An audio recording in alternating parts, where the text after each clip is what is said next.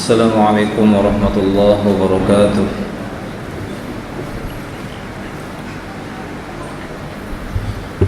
Innal hamdalillah nahmaduhu wa nasta'inuhu wa nastaghfiruh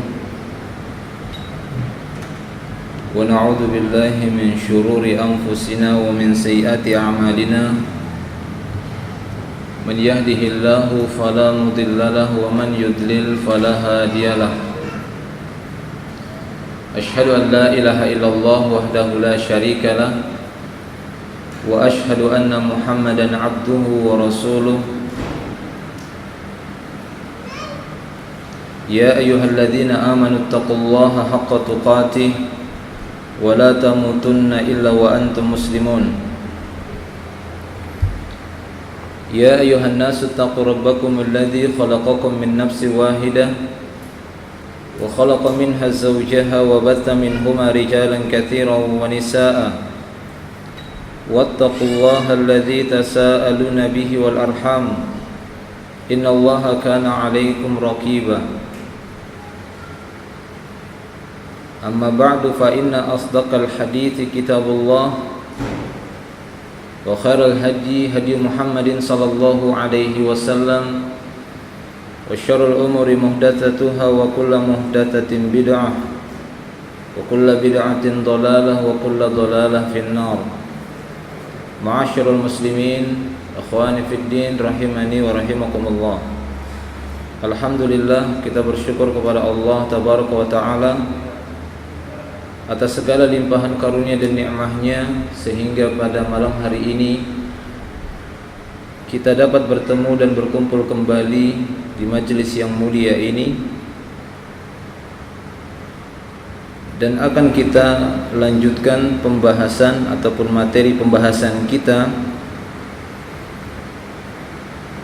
masih berkaitan dengan perkara-perkara haram yang banyak diremehkan oleh manusia, khususnya di zaman kita sekarang ini. Terlebih lagi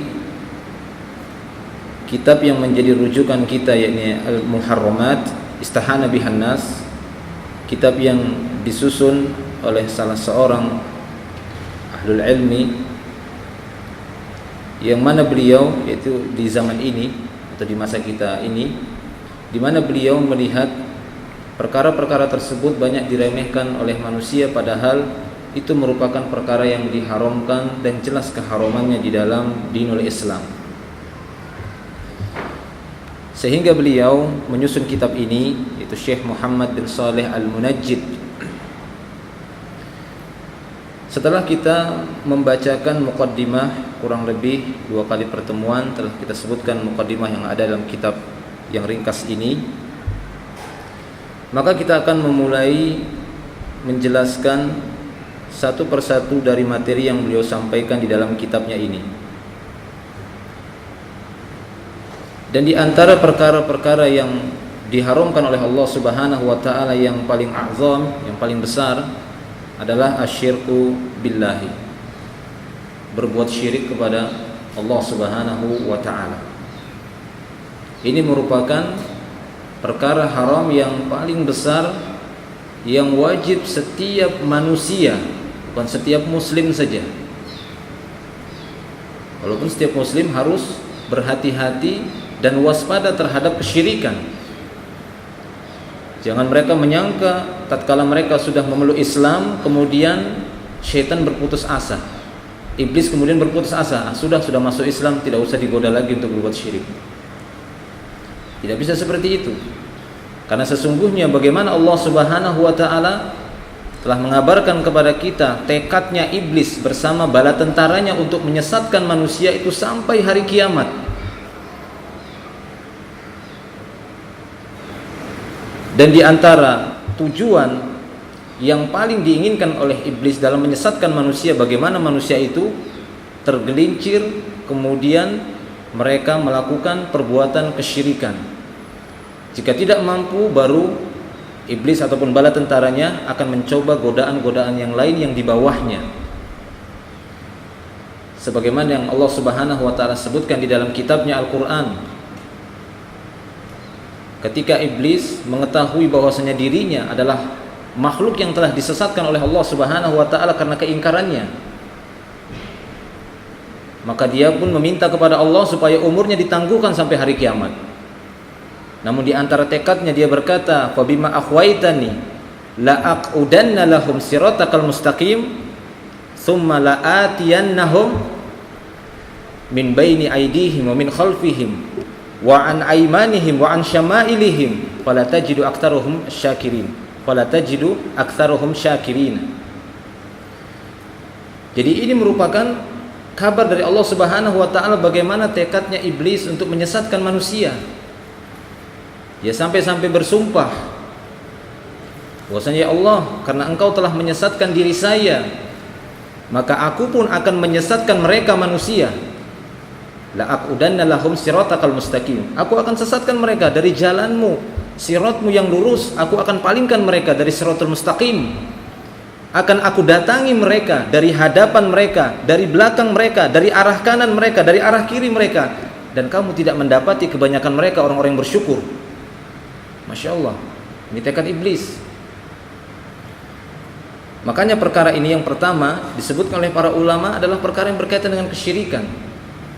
Kemudian pentingnya membangun kehidupannya di atas tauhid setelah dia membersihkan dirinya dari perkara kesyirikan. Ingat bahwasanya membersihkan itu terlebih dahulu sebelum dia mengisi dirinya dengan tauhid. Apabila dia mengisi dirinya dengan tauhid sementara di dalam dirinya masih bercokol kesyirikan, maka tidak akan tercampur. Yang namanya hak yang batil itu tidak akan tercampur. Seharusnya berpisah. Maka tidak sempurnalah tauhidnya ketika dia masih melakukan kesyirikan, masih meyakini kesyirikan. Taib ikhwani fid din rahimani Allah wa iyyakum jami'an. Jadi ini merupakan perkara yang wajib diwaspadai oleh setiap hamba, setiap manusia, karena mereka diciptakan oleh Allah Subhanahu wa taala adalah untuk mengagungkan Allah Subhanahu wa taala dan tidak menyekutukannya dengan sesuatu apapun. Melaksanakan perintah Allah Subhanahu wa taala secara ikhlas murni ditujukan hanya kepada Allah dan bukan dengan syariat selain Allah Subhanahu wa taala, dan bukan pula ditujukan kepada selain Allah Subhanahu wa taala. Wa ma khalaqtul jinna wal insa illa liya'buduni, yani ayyuhidun. Kemudian beliau di sini menyebutkan asyirku billah wa huwa a'zamul muharramat 'alal itlaq. Kata Syekh di sini, ini Syekh Muhammad bin Shalih Al-Munajjid, ini asyirku billah, kesyirikan kepada Allah, ini merupakan a'zamul muharramat. Ini merupakan perkara haram yang paling besar. Inna syirka la dzulmun azim. Sesungguhnya kesyirikan itu merupakan kezaliman yang paling besar. Karena dia telah menzalimi Allah Subhanahu wa taala, merampas hak Allah Subhanahu wa taala. Sebagaimana kita ketahui, merampas hak sesama manusia, sesama kaum muslimin ini merupakan dosa besar, maka merampas hak Allah Subhanahu wa taala ini lebih besar dosanya. Dia rampas hak Allah kemudian dia berikan kepada selain Allah Subhanahu wa taala. Maka inilah kezaliman yang paling besar. Sehingga kata beliau ini merupakan keharuman yang paling besar. Berbuat kesyirikan kepada Allah Subhanahu wa taala alal itlaq, secara mutlak. Secara mutlak perbuatan syirik merupakan perkara yang paling besar. Dan ini didasari oleh hadis, di antaranya hadis dari Abu Bakrah. Beliau membawakan riwayat hadis dari Abu Bakrah. Li hadithi Abi Bakrah qala qala Rasulullah sallallahu alaihi wasallam, ala unabbiukum bi akbaril kabair thalathan. Kata Abu Bakrah, dia berkata Rasulullah sallallahu alaihi wasallam telah bersabda, maukah aku kabarkan kepada kalian akbaril kabair? Ala unabbiukum bi akbaril kabair. Rasulullah sallallahu alaihi wasallam menggunakan isim tafdil yang menunjukkan mubalaghah. Ya, akbarul kabair, sebesar-besarnya dosa. Dosa besar, al-kabair itu dosa besar, tapi ada yang akbarnya, yang paling besarnya. Maukah aku kabarkan kepada kalian, kata Rasulullah. Salasan, kata perawi. Kata Abu Bakar, Rasulullah mengulangnya sampai 3 kali. 3 kali diulang oleh Rasulullah sallallahu alaihi wasallam. Ala unabbiukum bi akbaril kabair. Ala unabbiukum bi akbaril kabair. Ala unabbiukum bi akbaril kabair. Maukah aku kabarkan kepada kalian dosa yang paling besar? Maka para sahabat pun berkata, qalu, yakni kulna bala ya Rasulullah. Mau wahai Rasulullah sallallahu alaihi wasallam. Qala, maka Rasul pun bersabda, al-isyraku billah.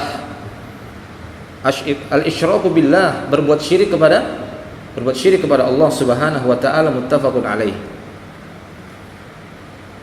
Sehingga kata beliau di sini, wa kullu dzanbin yumkinu ayyakfirahu Allahu illa syirk fala budda lahu min taubatin makhsusah. Jadi setiap dosa itu memungkinkan Allah Subhanahu wa taala mengampuni dosa tersebut. Ini memungkinkan. Setiap perbuatan dosa itu memungkinkan pelakunya diampuni oleh Allah Subhanahu wa taala illa syirk, kecuali perbuatan syirik, dosa kesyirikan. Ini tidak diampuni. Oleh karena itu wajib baginya untuk taubah makhsusah, taubat benar-benar secara khusus. Dia taubatkan dirinya. Dia memohon ampun kepada Allah Subhanahu wa taala dari perbuatan kesyirikannya. Yang itu harus dia pelajari dan tujuannya untuk terhindar darinya. Setelah dia mengetahui ini syirik, kemudian dia berusaha untuk menjauhinya. Adapun perbuatan syirik yang dia tidak mengetahuinya, maka perbanyaklah berdoa kepada Allah agar diampuni dari dosa kesyirikan yang tidak kita ketahui. Sebagaimana itu yang diajarkan oleh Nabi SAW, kita memohon perlindungan kepada Allah dari perbuatan syirik yang tidak kita ketahui. Tapi setelah kita berusaha mencari mana sih perbuatan kesyirikan, berdasarkan dasar-dasar yang diakui di dalam Islam itu sendiri, yang telah kita pegangi sebagai sumber hukum Islam, yaitu Al-Quran dan Sunnah Nabi SAW, serta apa yang dijelaskan oleh para salaful ummah, salafus salih. Akhwani fiddin rahimani Allah wa iyyakum jami'an. Sehingga beliau membawakan firman Allah dalam surah An-Nisa ayat yang ke-48, dan ayat ini sering mungkin dibacakan, innallaha la yaghfiru ayyushraka bih wa yaghfiru ma duna dzalika liman yasha. Sesungguhnya Allah Subhanahu wa taala tidak mengampuni dosa kesyirikan, namun Allah masih mengampuni dosa di bawah kesyirikan. Wa yaghfiru ma duna dzalika liman yasha. Tapi kalau di bawah kesyirikan, bukan yang sama dengan kesyirikan. Wa yaghfiru ma duna dzalik, jadi diterjemahkan bukan Allah akan mengampuni dosa selain syirik, karena memang ada yang hampir setingkat, bahkan sama seperti syirik. Pelakunya itu keluar dari Islam, yaitu kufur. Karena sesungguhnya perbuatan kufur tidak melazimkan harus berbuat syirik dulu. Kan begitu ya. Walaupun orang yang berbuat syirik, benar syirik akbar, maka dia dikatakan kafir, kufur akbar. Tapi setiap perbuatan kafir tidak melazimkan bahwasanya perbuatannya itu harus ada kesyirikan. Apa contohnya? Contohnya seperti seorang mengambil mushaf Al-Quran, kemudian dia ludahi, dia injek-injek. Ini syirik apakah kufur? Kufur ini, karena kesyirikan itu adalah menduakan Allah dalam pelaksanaan ibadah, mengambil hak Allah Subhanahu wa taala. Tapi kalau ini kufur, mengingkari. Baik, ikhwani fiddin rahimani Allah wa iyyakum jami'an. Jadi wa yaghfiru ma duna dzalika liman yasha. Allah akan mengampuni dosa yang di bawah kesyirikan, bukan yang semisal dengan kesyirikan. Baik. Kemudian beliau mengatakan asyirku minhu ma huwa akbar mukhrijun an millatil Islam sahibuhu mukhalladun finnar in mata ala dzalik. Bahwasanya kesyirikan itu di antara perbuatan kesyirikan ada yang syirik akbar, tapi ada juga yang asghar. Tapi kedua-duanya sama-sama tidak diampuni. Cuma syirik akbar pelakunya itu keluar dari Islam, dan kekal di dalam neraka. Sementara syirik asghar pelakunya tidak keluar dari Islam dan tidak kekal di neraka. Karena itulah yang dikhawatirkan oleh Rasulullah kepada umatnya, yaitu umat muslim, umat muslimah. Ini yang dikhawatirkan oleh Rasulullah. Yang Rasulullah menyebutkan apa itu syirik asghar adalah diantaranya riya. Seorang yang mengerjakan sholat tapi tujuannya supaya dipandang oleh manusia. Nah, orang yang berbuat seperti ini, dosa dari riya tadi ini tidak akan diampuni oleh Allah Subhanahu wa taala. Artinya dia wajib untuk diazab di dalam api neraka. Akan tapi setelah selesai maka dia akan tetap masuk ke dalam surga. Ya, inilah syirik asghar. Wallahu a'lam bishawab. Adapun syirik akbar, maka pelakunya keluar dari Islam dan dia kekal di neraka. Baik, kemudian beliau akan mencoba memberikan beberapa contoh-contoh kesyirikan yang beliau lihat sangat parah di zaman sekarang ini. Karena beliau masih hidup, ya, penulis ini masih ada, dan di antara para ulama atau sekian banyak para ulama yang sangat memperhatikan bagaimana kondisi umat di zaman akhir ini, khususnya di zaman sekarang ini. Kata beliau, wa min madzahiri hadza syirki al-muntashirah fi katsirin min biladil muslimin. Di antara perbuatan-perbuatan syirik yang paling terlihat dan tersebar di tengah-tengah negeri-negeri kaum muslimin, khususnya di negeri-negeri Arab. Khususnya di negeri-negeri Arab, karena beliau tinggal di sana. Walaupun beliau mungkin tidak banyak meneliti dan melihat bagaimana kondisi kaum muslimin di daerah benua Asia, kan gitu ya, tapi di negeri-negeri Arab, negeri-negeri kaum muslimin ya di sekitar Saudi Arabia ataupun yang semisalnya, ya, yang dekat dengan situ. Nah, beliau mencontohkan apa di antara kesyirikan yang sangat terlihat di zaman sekarang ini di tengah-tengah negara-negara kaum muslimin. Kata beliau, ibadatul kubur, yaitu mengkhususkan ibadah-ibadah di kuburan. Ibadatul kubur, ya, beribadah di kuburan. Sebagaimana kita ketahui bagaimana Nabi SAW memisah antara yang namanya masjid dan kuburan. Karena masjid itu adalah tempat ibadah dan kuburan itu adalah tempat orang yang sudah meninggalkan kehidupan dunia ini.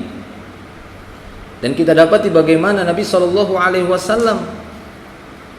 menjaga umatnya ini agar mereka tidak mengikuti budaya-budaya ataupun perangai-perangai orang-orang terdahulu yang mereka terjerumus kepada kesyirikan karena terlalu mengagungkan tempat orang-orang yang telah meninggal dunia di antara orang-orang yang saleh.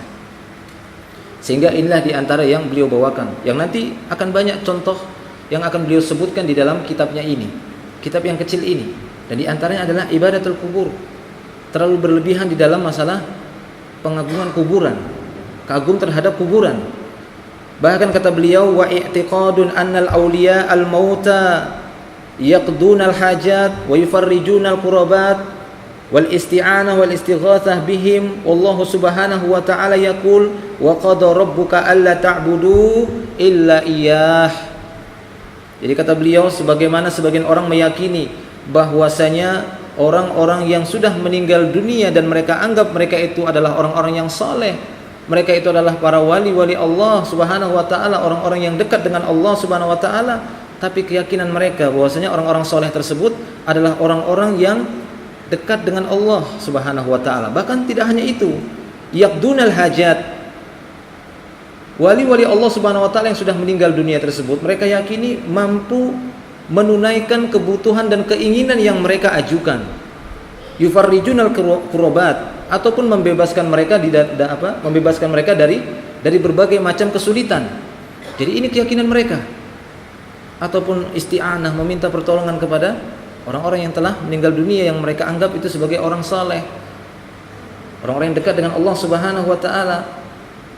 Padahal Allah subhanahu wa ta'ala telah berfirman di dalam surat Al-Isra ayat yang ke-23, wa qada rabbuka alla ta'budu illa iyyah, dan Rabbmu telah mewajibkan agar kalian jangan beribadah kecuali hanya kepadanya.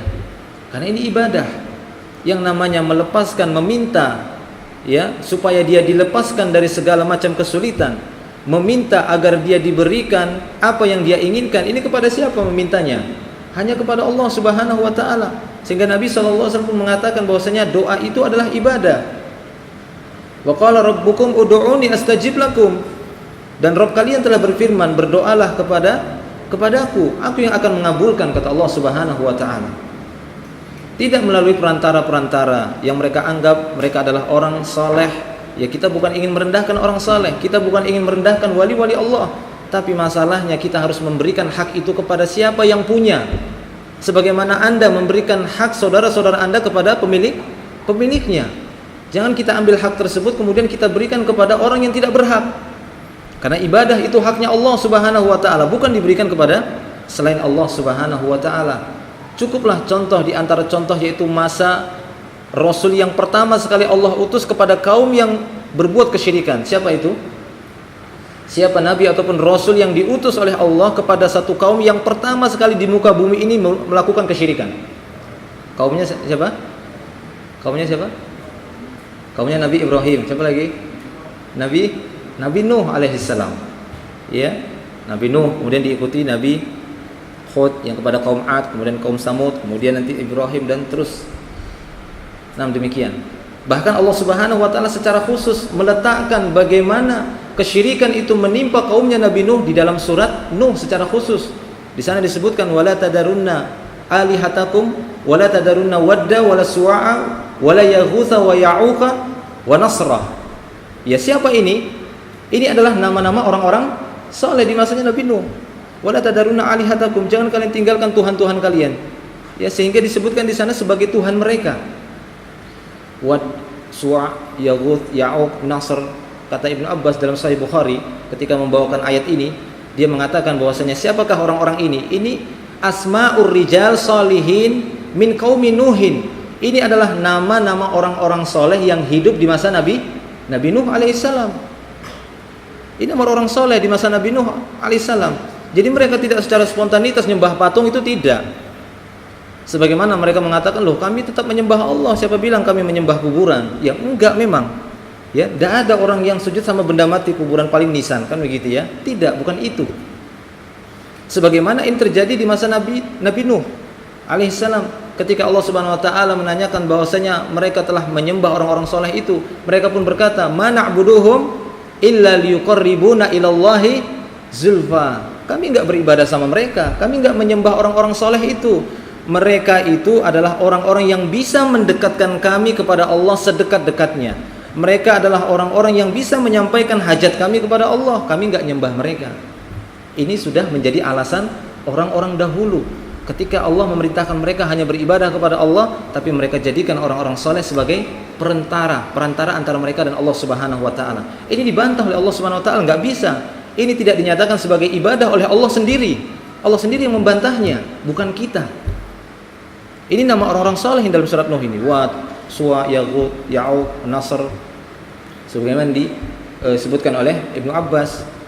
Dia mengatakan asma'ur rijalin, ya asma'ur rijal salihin bin qaumi Nuh. Falamma halaku, kata Ibnu Abbas, tatkala mereka orang-orang saleh ini meninggal dunia dan binasa, apa yang terjadi? Auha syaitan ila qaumihim. Syaitan pun, nah seperti yang disebutkan tadi, syaitan pun memberikan wangsit kepada kaumnya orang-orang soleh tadi. Dikasih wangsit, ya, diberikan bisikan-bisikan. Apa yang dibisikkan oleh syaitan kepada kaumnya orang soleh tadi, dari 5 orang soleh tadi, dengan mengatakan ansabu ila majalisim allati kanu yajlisuna ansaban wasammuhum bi asma'ihim. Syaitan itu pun memberikan wangsit, ya, agar kalian, wahai kalian, hendaklah kalian membuat patung-patung ataupun gambar-gambar orang soleh ini. Kemudian kalian letakkan di majelis-majelis yang mereka pernah duduk di majelis itu. Jadi syaitan mewangsitkan supaya membuat gambar-gambar mereka, patung-patung mereka. Bahkan syaitan mengatakan wasammuhum bi asma'ihim, kasih nama patung-patung itu dengan bentuk orang soleh, kasih nama dengan nama mereka. Kasih nama ini patung Wat, ini Suwa, ini Yaghut. Apa tujuannya? Supaya mereka nanti bisa mengenang orang-orang soleh. Ini awalnya. Bahkan kata Ibnu Abbas itu, fala tu'bad. Awalnya itu tidak diibadahi, enggak disembah. Akan tetapi sampai kapan ini? Hatta idza halaka haula'i, idza halaka ulaika. Ketika orang-orang yang sudah membuat patung-patung orang soleh tadi meninggal dunia, tansahul ilma. Maka pada saat itu pun ilmu sudah hilang. Ilmu tentang tauhid lama-lama hilang. Orang-orang sudah semakin tertarik dengan patung orang-orang soleh tersebut. Setelah generasi kan gitu ya, meninggal habis tanpa ada penjelasan, maka jadilah mereka fa'ubidat. Akhirnya pun patung-patung itu disembah. Tidak langsung mereka menyembah patung, tidak, tapi mereka jadikan sebagai perantara antara mereka dengan Allah, karena mereka meyakini di dalam patung tersebut ada kekuatan orang-orang soleh yang bisa menyampaikan kebutuhan mereka dengan Allah Subhanahu wa taala. Akhwani fiddin rahimani Allah wa iyyakum jami'an. Ya. Jadi beliau di sini wa kadzalika du'aul mauta minal anbiya'i was salihin. Maka demikianlah meminta kepada orang-orang yang sudah meninggal dari para nabi, orang-orang soleh seperti yang kita contohkan. Dan di antara permintaan mereka li syafa'ah, supaya dapat syafaat. Padahal syafaat itu hanya diminta kepada Allah Subhanahu wa taala. Walit takhlis min syada'id, ataupun supaya dibebaskan dari berbagai macam kesulitan. Ya, mereka memintanya kepada orang-orang yang sudah meninggal dunia. Maka apa kata Allah Subhanahu wa taala di dalam surah An-Naml ayat yang ke-62? Amman yujibul mutarra idza da'ah wa yakshifus su'. Amman yujibul mutarra idza da'ah wa yakshifus su'. Kata Allah Subhanahu wa taala, siapakah yang akan memperkenankan doa orang-orang yang dalam keadaan terdesak, orang-orang yang dalam keadaan membutuhkan? Siapakah yang akan menjawab doa mereka? Siapa yang akan menjawab doa mereka? Allah Subhanahu wa taala. Pertanyaan ini merupakan pertanyaan untuk mengingkari perbuatan mereka yang meminta kepada selain Allah Subhanahu wa taala. Wa yakshifus su, atau siapakah yang menyingkap segala macam kejahatan dan keburukan dari mereka kecuali Allah Subhanahu wa taala. Nah, ikhwani fid din rahimanillah wa iyyakum jami'an. Sehingga kata beliau di sini, wa ba'duhum yattakhidhu dzikra ismi syekh awil wali 'adatuhu wa didanuhu in qama wa in qa'uda wa in athura kullama waqa'a fi wartatin aw musibatin wa kurbatin fa hadha yaqulu ya Muhammad wa yaqulu ya Ali. Seperti sebagian orang, kata beliau, yang mereka sangat mengagungkan orang-orang soleh, baik itu para nabi ataupun orang-orang soleh, sehingga nama mereka itu senantiasa mereka sebut-sebut. Bahkan saking terbiasanya mereka menyebutnya, ketika mereka berdiri, duduk, ataupun tergelincir sedikit pun akan mereka sebut nama orang soleh tersebut, bukan lagi nama Allah yang mereka ingat. Masya Allah, sampai seperti itu. Sebagaimana terlalu berlebihan kepada Nabi Muhammad, tergelincir sedikit mau duduk Muhammad, gitu ya, Nabi Muhammad, ya Ali, misalnya pengagung Ali, ya Ali, ataupun yang semisalnya, kata beliau, wa yaqulu ya Ali, wa hada yaqulu ya Husain, ataupun pengagung Husain mengatakan ya Husain, wa hada yaqulu ya Badawi, ya Badawi ini dikenal di Mesir. Badawi ini dikenal di Mesir, nama lengkapnya Ahmad, Ahmad Al-Badawi. Ahmad Al-Badawi. Kalau saya tidak keliru dia lahir tahun 512 Hijriah, kemudian wafatnya 580 Hijriah. Nama Ahmad Badawi. Wa hada yaqulu ya Jailani, ataupun ada yang mengatakan jadi ya Jailani. Jailani ini nama yang masyhur sekali kan gitu ya. Banyak orang bernama dengan nama Jailani, tapi sebenarnya dia ini sebenarnya adalah seorang yang dikenal kesolehannya, bahkan kuatnya berpegang dengan sunnah. Bahkan di dalam Tabaqatul Hanabilah, Tabaqatul Hanabilah merupakan kitabnya madhab Hanbali kan gitu ya, sangat dikenal. Siapa ini? Abdul Qadir Al-Jaili, atau ada yang mengatakan Abdul Qadir Al-Jailani. Beliau lahir 470 Hijriah, kemudian wafat 561 Hijriah. Beliau dikenal orang yang sangat kuat berpegang dengan sunnah. Bahkan didapati dalam beberapa tulisan beliau, seperti dalam kitab disebutkan oleh para pengikut Hanabilah, beliau ini orang yang sangat kuat berpegang dengan sifat-sifat Allah yang diyakini oleh ahlu sunnah. Seperti beliau mengatakan bahwasanya Allah itu bersemayam di atas arsy-Nya. Bahkan beliau kalau mendapati ada orang yang mengatakan Allah itu enggak bersemayam di atas arsy, atau orang-orang dia dapati mengatakan bahwasanya Allah itu ada di mana-mana, akan dia debat. Abdul Qadir Al-Jilani. Akan tapi akhir hidupnya beliau banyak terpengaruh dengan ajaran-ajaran sufiyah, tasawuf, yang dia lebih condong kepada perkara yang ghaib, khurafat seperti itu. Wallahu a'lam bishawab. Bagaimana, semoga Allah Subhanahu wa taala mengampuni beliau. Akan tetapi masalahnya, setelah beliau wafat banyak sekali yang kagum kepada beliau, karena memang didapati seperti yang disampaikan oleh dalam kitab Tabaqatul Hanabilah, di antara ulama-ulama Hanabilah, mereka mengatakan belum didapati seorang pun yang dinukilkan karomahnya sebanyak kekaromahan yang didapati pada Abdul Qadir Al-Jilani. Memang banyak didapati, bahkan kabarnya itu mutawatir. Sampai-sampai banyak kabar yang palsu juga memang, kan begitu ya. Tapi memang kabar yang mutawatir ada benar, menampakkan kekaromahan, terlihat pada dia ada kekaromahannya. Akan tetapi walaupun kita dapati ada seseorang yang soleh, Allah menampakkan kekaromahan kepadanya, apakah kita taklid kepada orang tersebut selain Rasulullah SAW? Jelas tidak. Bahwasanya yang memasukkan kita ke dalam Islam karena menyebut nama siapa? Apakah karena menyebut nama ulama? Apakah karena menyebut nama Allah kemudian setelah itu bersaksi atas nama Rasulullah? Kita masuk Islam karena bersaksi atas nama Allah, kan gitu ya, dan bersaksi atas nama Rasulullah sallallahu alaihi wasallam. Ini menunjukkan bahwasanya ittiba'nya kita, ketaatan kita itu lebih kepada Allah dan Rasulnya dibandingkan yang lainnya. Walaupun kita dapati banyak orang-orang yang saleh, tidak hanya Syekh Abdul Qadir Al-Jilani ataupun yang lainnya. Akan tapi di sini beliau ingin mencontohkan bagaimana di antara sebagian manusia yang sangat mengagungkan orang saleh, taruhlah mereka tidak bersalah ataupun mereka telah mewariskan satu pemahaman yang menyimpang, Tapi apakah pantas bagi kita semua untuk taklid mengikuti mereka sampai menyebut-nyebut nama mereka tatkala kita berdiri, duduk, tatkala tergelincir, lebih daripada penyebutan lisan kita terhadap nama Allah Subhanahu wa taala. Padahal Allah memerintahkan kita untuk menyebut nama Allah sebanyak-banyaknya, berzikir kepada Allah, qiyaman wa qu'udan wa ala junubihim, berdiri, duduk dan tatkala berbaring sebut nama Allah Subhanahu wa taala, bukan menyebut nama selain Allah, bukan menyebut nama-nama makhluk. Karena dengan menyebut nama Allah Subhanahu wa taala, di sanalah letak kedekatan seorang hamba dengan Rabb-nya. Di sanalah akan dia dapati bagaimana murninya, keikhlasannya, tauhidnya kepada Allah Subhanahu wa taala. Karena Allah Subhanahu wa taala Maha Kuasa atas segala sesuatu dan Dialah yang memulai segala sesuatu dan yang akan mengakhiri segala sesuatu nantinya. Ikhwani fiddin rahimani Allah wa iyyakum jami'an. Ini beberapa contoh saja yang beliau sebutkan, atau sebagian mereka mengatakan ya Syadzili. Ini juga di antara ya ulama yang cukup dikenal, ya tokoh yang cukup dikenal, ya Asy-Syadzili, nama aslinya Abul Husain Asy-Syadzili. Ataupun ada yang mengatakan wa hada yaqulu ya Rifai, ada yang mengatakan ya Rifai. Rifai juga bernama Ahmad Ar-Rifai. Kan gitu ya, Ahmad Ar-Rifai.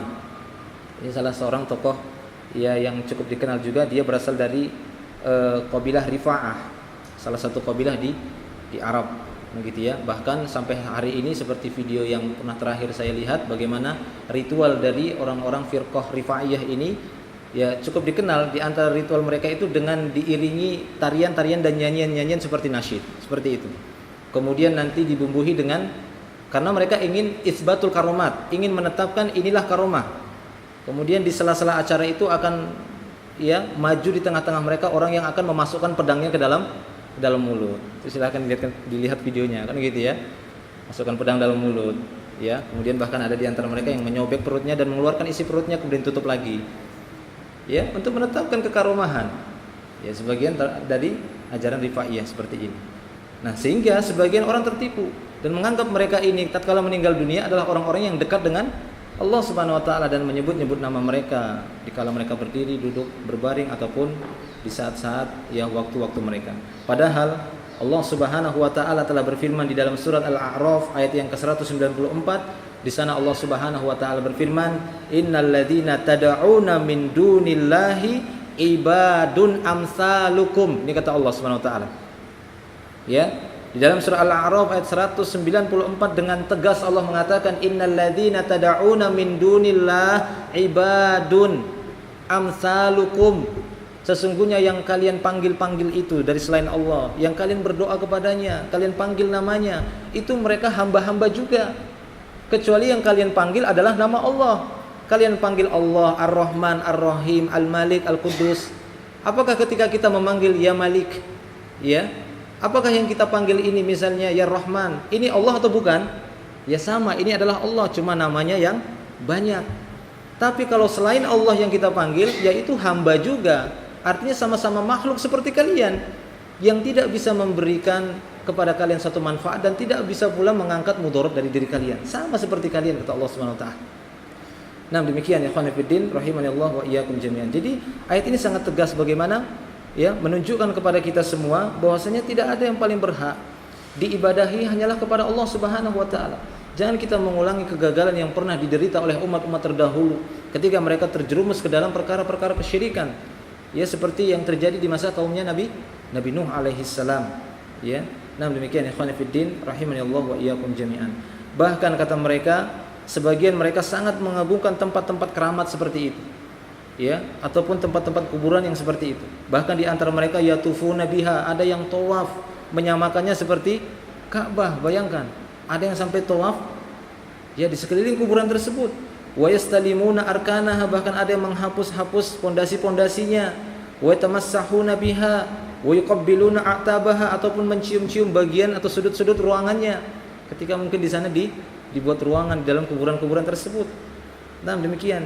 Wa yaghfiruna wujuhahum fi turbatiha, ataupun di antara mereka sampai ada yang melumuri wajahnya dengan debu-debu yang ada di sana. Antum mungkin masih ingat bagaimana Umar bin Khattab selesai mencium Hajarul Aswad. Apa kata Umar bin Khattab? Apakah karena pengagungannya kepada batu tersebut? Bukan, kan gitu ya. Setelah Umar bin Khattab mencium Hajarul Aswad, padahal Umar bin Khattab mengetahui Hajarul Aswad ini adalah batu dari surga. yang dahulunya itu putih, lebih putih dari susu, kata Rasulullah. Sawadathu khotoya ibni Adam, yang menghitamkannya adalah dosa-dosa anak Adam. Tapi lihat apa yang dikatakan Umar bin Khattab setelah mencium Hajarul Aswad, inilah a'lamu annaka hajar. Sesungguhnya aku sangat mengetahui kamu ini hanyalah sebongkah batu. La tanfa' wa la tadur. Engkau tidak bisa memberikan manfaat, tidak pula bisa memberi mudarat kepada saya. Falaula anni ra'aitu Rasulullah sallallahu alaihi wasallam yuqabbiluka ma qabbaltuka. Kalaulah bukan aku melihat Rasulullah mencium, ngapain juga saya cium-cium kamu? Kan begitu ya? Karena saya melihat Rasulullah menciummu, maka saya ciumlah kamu. Lihat bagaimana Umar bin Khattab tatkala memperlakukan, padahal ini diperintahkan atau tidak? Diperintahkan mencium Hajarul Aswad.